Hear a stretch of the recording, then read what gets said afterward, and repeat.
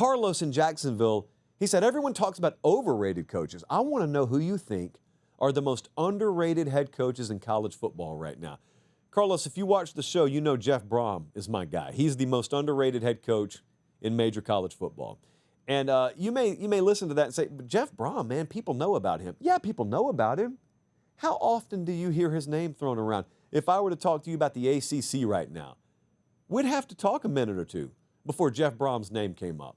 You throw Dabo at me, you should. Cristobal's name would be mentioned. Okay. But Jeff Brom's right up there. And he doesn't get mentioned nearly as much. The guy, all he did was win at Western Kentucky. He won at Purdue. By the way, check out what happened to those programs when he left. And now he's winning at Louisville, and he's adapting.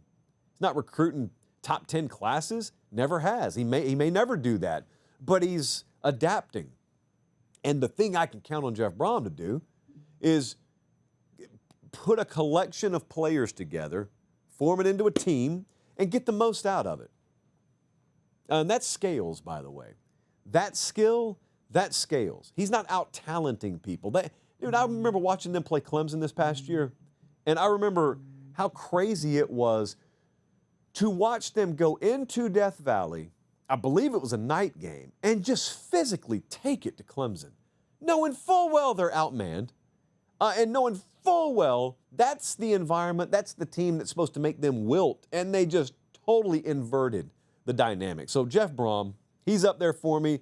The entire state of Kansas should just be ecstatic about where they are right now, because I think Leipold at Kansas and I think Kleiman at Kansas State are both extremely underrated. I think both of them are top 20 head coaches. You know, we do our own internal coaching ratings. We do them for all positions, actually. Head coach, coordinators, position, whatnot. Leipold won at Buffalo. He comes to Kansas. They go from 2-10 to 6-7 to 9-4. And then remember, last year they fell off, which is to be expected. Like if Nick Saban were at Kansas, he ought to have down years. It's Kansas.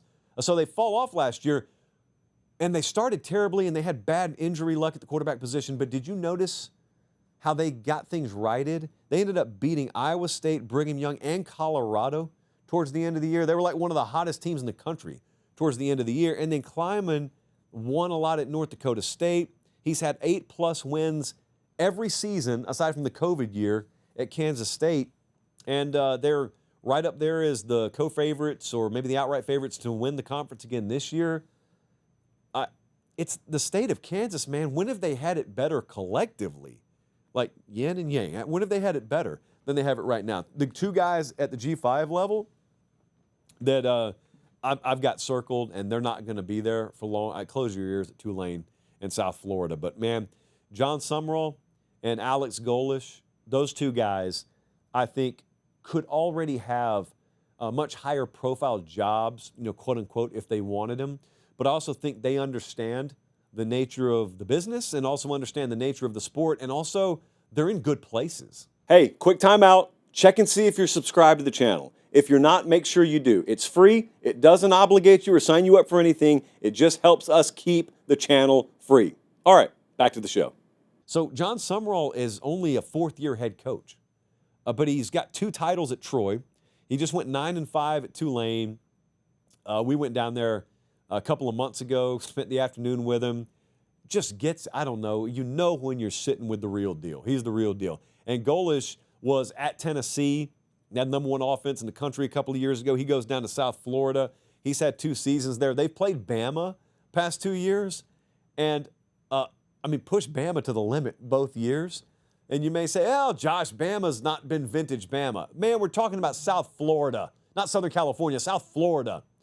So Alex Golish, I remember talking to some people at Tennessee this past year. Tennessee made the playoffs. They were a good team this past year. But I had somebody tell me, dude, we miss Alex Golish. Not that we've forgotten how to play football, but that dude was good. He was a very, very plus dynamic in this building, and that's why he's a head coach. It's not an accident. And then I got a name for you. In the interest of disclosing that we track everyone here, most of these guys I don't talk about, I got a name I want you to circle. We've never talked about him on the show, but internally we've been tossing this name around. You know who the head coach at New Mexico is? Anybody? Do people in New Mexico know who the head coach at New Mexico is? Well, Jason Eck is the head coach at New Mexico. I want you to do me a favor. Just pull out your pen, red Sharpie, if you've got it. Circle Jason Eck. He was at Idaho. He went 7-5, 9-4, 10-4 at Idaho. Takes the job at New Mexico. It's his first year there. I'm not going to throw stats at you. I'm not going to bother with that. I think this dude's good, and I think his name's going to be a lot more on the radar over the next couple of years than it is right now. No one's talking about him right now. He's been in the game for a long time. He's not like 25 years old. He's a little bit more seasoned. Notice I don't say old because age is not real. But Jason Eck, I just want you to take the Sharpie, circle his name. You don't have to watch New Mexico this year. He'd appreciate it if you do. I've never spoken to him. I don't know him. But I trust our internals. And our internals, our guidance, right here, the old computer, it likes Jason Eck.